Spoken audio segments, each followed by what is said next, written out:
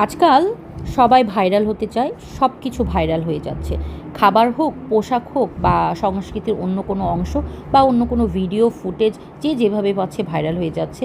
তো আমিও এরকম একটা ভাইরাল রেসিপি নিয়ে হাজির হয়ে গেলাম, আর সেটা হচ্ছে ভাইরাল কুকি পাই। তো আসসালামু আলাইকুম সবাইকে, সবাই কেমন আছেন? আশা করছি ভালো আছেন। চলুন তাহলে দেখে নেওয়া যাক ভাইরাল কুকি পাই রেসিপি।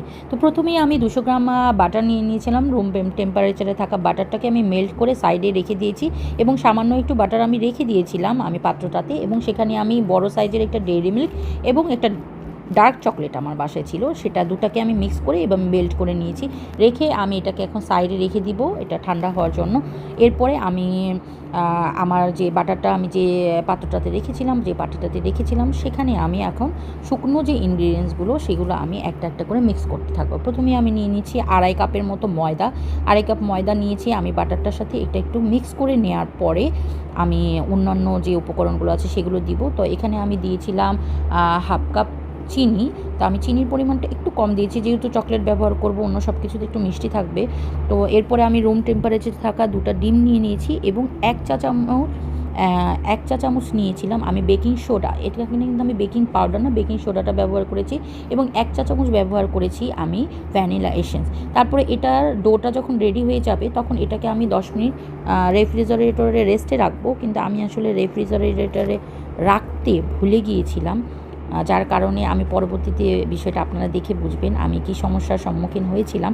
তো এরপরে আমি যে মেল্টেড যে চকলেটটা ছিল সেটাকে আমি একটা প্লেটে করে আমি এটা ফ্রিজারে রাখবো একটু সেট হওয়ার জন্য। এরপরে আমি আলাদা আলাদা করে নিয়েছিলাম ডোটা, যেটা আমি রেডি করে রেখেছিলাম সেটাকে আমি 2 ভাগে ভাগ করেছি এবং আমি একটা রেড ভেলভেট একটা ডিজাইন করব, আর আরেকটা একটু নর্মাল কুকিজের যে কালারটা থাকে সেটা আমি অরিজিনাল কালারটা রাখবো। তো রেড ভেলভেট কালার যেটা করব সেটার জন্য আমি এখানে ফস্টার ক্লার্কের যে রেড কালারটা হয় সেই কালারটা আমি ব্যবহার করেছি। আপনারা যারা আমার বেকিং বা কুকিং দেখেন তারা জানবেন যে আমি ফস্টার ক্লার্ক ব্র্যান্ডের জিনিসটা ব্যবহার করতে পছন্দ করি, আমার কাছে এটাকে সেফ মনে হয়। তো আমি এটা নিয়ে এটার সাথে আমি চকলেট চিপস দিয়ে দিব। চকলেট চিপসটা কিন্তু আমি সুপার শপ বিগ বাজার থেকে কিনে এনেছিলাম। এটা আসলে বাসায় বানানো যায়, কিন্তু পর্যাপ্ত এত সময় তো আর থাকে না, তো আমরা ইনস্ট্যান্ট কিছু পেলে সেটাই ব্যবহার করার চেষ্টা করি। আমি এখানে সুপার শপ থেকে কিনে এনেই চকলেট চিপসটা দিয়েছিলাম। তো আমি এখানে 1/2 কাপ ব্যবহার করেছিলাম চকলেট চিপস। এটাকে আমি সাইডে একটু রাখবো।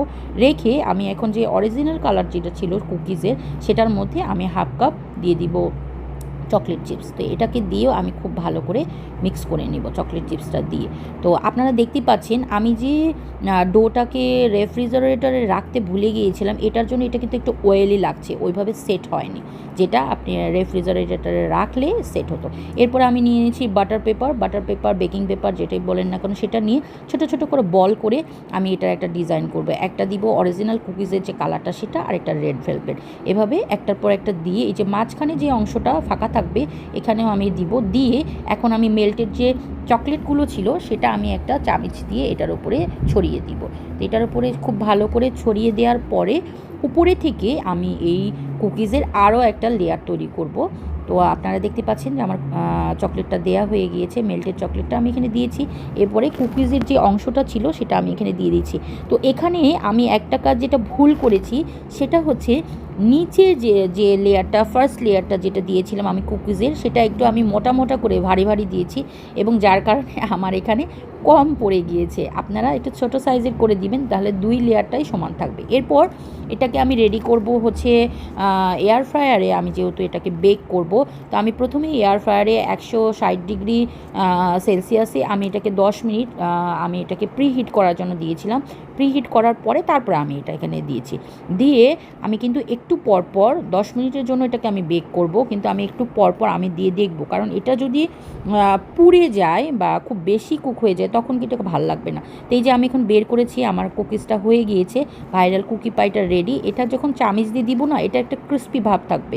এটাকে কিন্তু আপনি গরম গরমও খেতে পারেন, আবার এটাকে আপনি রেফ্রিজারেটরে রেখে আপনি কিন্তু এটাকে ঠান্ডা করেও খেতে পারেন। ঠান্ডা হয়ে গেলে এটা একটা ক্রিস্পি ভাব আসবে। সবাই ভালো থাকবেন।